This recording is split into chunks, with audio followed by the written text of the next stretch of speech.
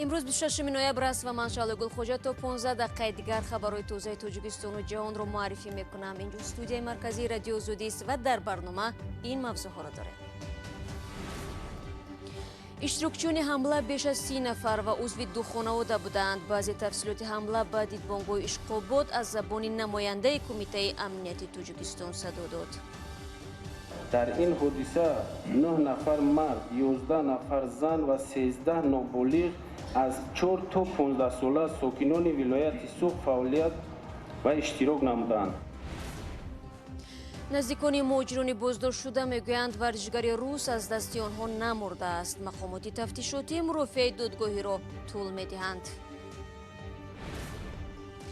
مستی تا به ارتش هم میبرده است و یا چگونه دانشجوی دانشگاه دولتی کولاب به یکی از قسم‌های نظامی ناحیه 5 افتاد. از بانک قرض گرفتم. بانک قرض گرفتم به چه شرطنامه‌اش دادم که بخونم اگر در همین مملکت خودم کار کنم یا فایدهش برسه بخوام. امروز یک نماینده کمیته دولتی امنیت ملی تاجیکستان ضمن نشستی در دوشنبه بعضی جزئیات حمله به دیدبانگاه اشقاباد را آشکار کرد. حمله به پستگاه در مرز تاجیکستان و ازبکستان 6 نوامبر صورت گرفته. در آن 15 حمله‌ور و چند تن از نیروهای مرزبانی و میلیسا کشته شدند.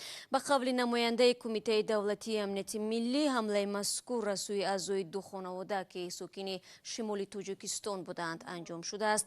این افراد مدتی در شهر دوشنبه به سر بردند. حادثه سنه 06/11/2019 به وقوع آمده گواه آن است که اعضایان و پیروان تشکیلات تروریستی اویلوی وارد گردیده.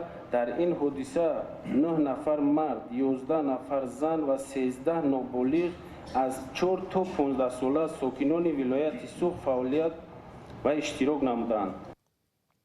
ولی این نماینده کمیته امنیت نگفت که نابالغان در این حمله چی مسئولیت داشتند. اطلاع اخیر با اظهارات اول مقامات که گفتند حمله‌وران 20 نفر بودند فرق دارد.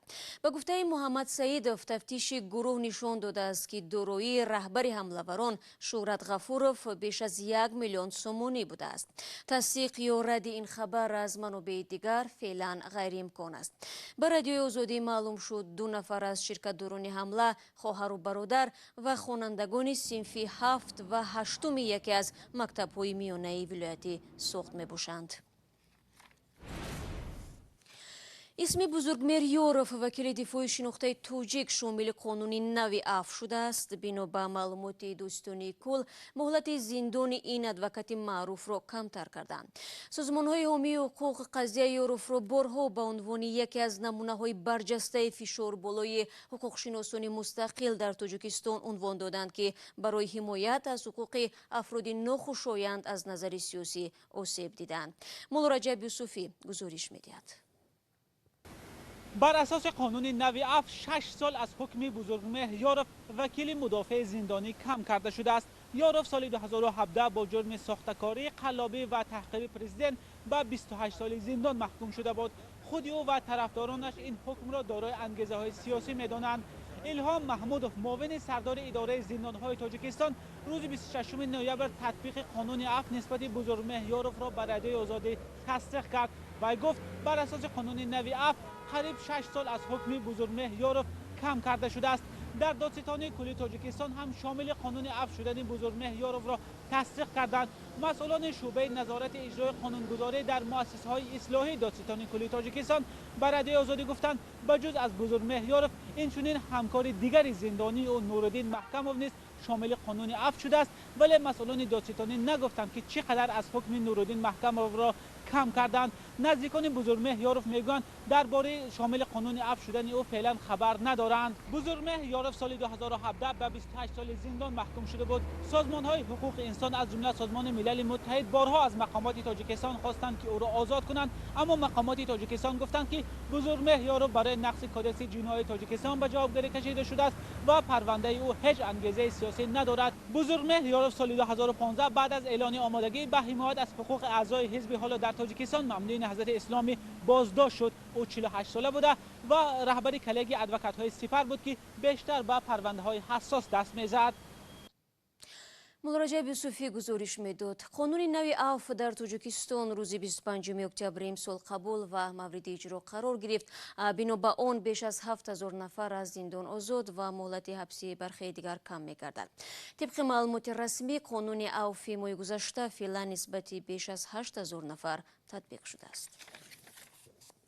رو می‌آوریم به موضوع دیگر. دیروز در پایتخت قرقیزستان ساکنان تظاهرات کردند. آنها را نشر تحقیقات به خیابان برآورد که فساد گسترده در مقامات گمرک این کشور را آشکار نمود. تجمعگران بعد از شعارپرتویی و جمع‌آوری امضا پراکنده شدند. آنها گفتند که واکنش حکومت را تا آخر هفته منتظر خواهند ماند. اسکندر خواجه میرزاده موضوع را ادامه می‌دهد.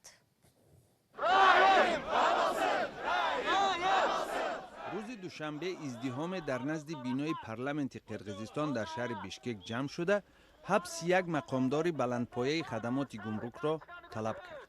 رحیمبک مطرحیموف در یک گزارش رادیوی آزادی برنامه تهیه گزارش‌ها درباره جنایتکاری منظم و فساد یا خود OCCRP و همچنان سامانه کلاب مسئول خارجشوی پول زیاد از این کشور نامیده شده است.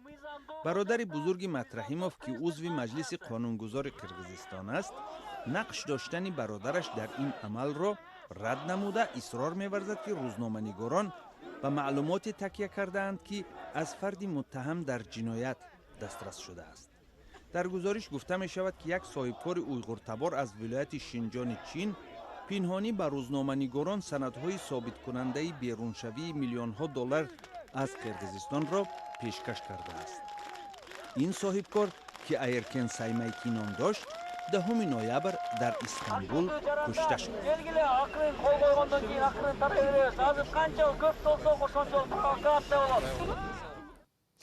صبح 26 نوامبر بر اثر زمین لرزه در شهر تیرانا و کناره‌های پایتخت آلبانیا کمش 9 نفر به هلاکت رسیده، بناهای زیادی ولنگور شدند. زلزله برابر با 6.4 درجه چینکی ریختر ساعت 4 صبح به وقوع پیوست. مرکز آن در 30 کیلومتری غربی شهر تیرانا بوده است. خدمات ساختارنشانی و پلیس تلاش دارند از زیر خرابه‌ها مردم را بیرون کشند. در بعضی منطقه‌ها مردم از زمین لرزه ترسیده خود را از بناهای بسیار آشنا به زمین پرتافتند. در 2 ماه اخیر این دومین زمین لرزه نیرومند در قلمرو آلبانیا می باشد. تفصیلات آن را از سامانه رادیوی آزادی می توانید پیدا کنید. بینندگان عزیز، اگر شما شاهد حادثه شدید، منظره جالبی را دیدید و یا خبری مهمی شنیدید، از روی آسان و بی خطر با رقم تلگرام و واتساپ ما 420 724 05 66 81 و یا 420 724 05 39 59 بفرستید. پیشنهاد عکس و نوارهای جالب، پخش خبرهای تازه از حادثه های مهم وظیفه اساسی ماست. کمک شما کاری ما را آسان تر می کند. با رقم وایبر رادیو آزادی 420 725 60 22 13 نوار، عکس و خبرهای خود را لطفاً برای ما ارسال نمایید. شما برنامه خبری رادیو آزادی رو تماشا دارید. نزدیکان گروهی از مهاجران تاجیکی به کشتار ورزشگر روس گمان بر می‌شوند از مقامات تاجیکستان می‌خواهند جریان مرافع دادگاهی را نظارت کنند. 6 مهاجر تاجیک نیم سال می‌شود در بازداشتند. قضیه دستگیر شدن آنها در شبکه‌های اجتماعی سر و صدای زیاد به میان آورده بود، زیرا بعد بازداشت کارمندان پلیس مهاجران را مجبور کردند عقب خود را عریان کنند. همکارم سربیناز روح‌الله با نزدیکان این مهاجران صحبت کرد و قبل از برنامه من از او پرسیدم که سبب نگرانی خویشاوندانشان در چیست. والدان این مهاجران در حال به رسانه‌ها رو آوردند که نتیجه نخستین تشخیص طبی دادگاهی به فایده مهاجران انجام شده است، ولی مقامات تفتیشاتی روسیه با هر بهانه بازداشت و مرافعه‌های دادگاهی مهاجران را طول می‌دادند. همزبانان رادیوی آزادی گفتند نتیجه تشخیص دقیق نکرده است که ورزشگر روس مس از ضربه سخت فوتیده است. سرگئی چویف ورزشگر یونانی و رومی شب 6 به 7 ایون در منطقه جنوب و غربی شهر مسکو کشته شد. رسانه‌ها نوشتند که گویا مهاجران تاجیک این استاد ورزش را به کول پرتافتند و او زیر کول نفسگیر شده است. حالا این مهاجران با 2 ماده کودکس جنایی روسیه 105 قسم 1 یعنی کشتار با مصلحت پیشکی و اوباشی گمانبر هستند. آیا این مهاجران با وکیل مدافع تامین هستند و نظر خودی آنها معلوم است یا نه؟ بله شهلا، در حال حاضر از حق 6 مهاجر 5 ادوکات حمایت میکند. آنها امیدوارند که مرافع نوبتی متخصص دعوت می شود و سوالهای ناروشن در تشخیص طبی دادگاهی پرسیده خواهد شد. قرار است مرافع نوبتی روزهای 5 و 6 دکبر برگزار شود. به گفته وکیل دفاعی یکی از گمانبران، باید حادثه تا آخر ماه فوریه نهایی شود. پس از بازداشت مهاجران با گمان قتل این ورزشگر، آنها را مجبور کردند عقب خود را عریان کنند و این عکس بازداشت شده آنها در اینترنت منتشر شد. بعداً مقامات تاجیک به بازداشت مهاجران و نشر عکس‌های تحقیرآمیز واکنش کردند. جانب روسیه هنوز شرح نداده است که چرا مهاجران در یک حالت تحقیرآمیز تصویر شدند، ولی آنها ویدیوی بازپرسی گمانبران را نشر کردند که در آن مهاجران درگیری با ورزشگر روس را تصدیق می‌کنند. تشکر. سرویناز روح‌الله بود که درباره تحولات نو در قضیه مهاجران توجیک متهم در کشتار ورزشکار روس معلومات داد. انتظار می رود آخر همین هفته موسم تیرماهی دعوت به ارتش در تاجیکستان به پایان برسد. اما طور معلوم می شود در منطقه کولوب نقشه دعوت پورا اجرا نگردیده است و اکنون نوبت به دانشجویان رسید. به نقل والدین یکی از نوسکران، فرزند آنها را نه تنها برای زوری به خدمت بردند، بلکه به صدارت دانشگاه فشار آوردند تا او را از صف دانشجویان خارج کنند. تفصیلات را از گزارش محمود جان رحمتزاده و در تقدیم مومن احمدی میفهمیم. در انتهای موسم جاری دعوت به ارتش در شهر کولوب یک ابله و یا جلب اجباری غیر عادی صورت گرفته است. فردوس عبدالرحیمов دانشجوی سال سیوم دانشگاه دولتی کولوب را به خاطر گویا شبانه مست در کوچه گشتن بازداشت کرده و به خدمت سربازی بردند. 20 ساعت 7 بیگه فوتبال میرم گفت بچم. آمد شاکوش پوشید علیش کرد فوتبال میرم گفت. ساعت 10 شب هم خیلی داره گفتیم که ابله و قبیده چهارهای حضرت امیجان بردهش کمیساریت حربی رفتن گفتن که دانشجوهای باور نکردن، دکان دانشگاه را بردن باور نکردن. کمیساریت حربی شهر کولوب جلب اجباری فردوس عبدالرحیمov را رد کرده گفته است داوطلبانه به کمیساریت حربی حاضر شده است. در نامه نهاد بر رهبریت دانشگاه شهر کولوب گفته شده است که معلوم کردند فردوس عبدالرحیمov در حالت مستی قرار داشته است و این حالت به نام دانشجو اسناد می آورد. خارج به داخل خارج و توخه به هیچی نبود آمد از رفت دیخنده شونم و او را به هیچ موقع فرمانی خارج بردن نمیتونم کیو هم برای یک استودنت هم مست خفیده بودن. بله رئیس کمیسیه ایمیت مخمه دینم که خیلی من استودنت ها از شریعت میگم که قدم سیاخی خواهیش دارم میره و بخواهی طریق عریضه نبودم و برده شما نستنیم. در ضمن کمیساریت حربی از رهبریت دانشگاه درخواست کرده است که او را خارج کنند و مسئولان دانشگاه مجبور شدند 2 روز پس فردوس عبدالرحیمov را خارج کنند.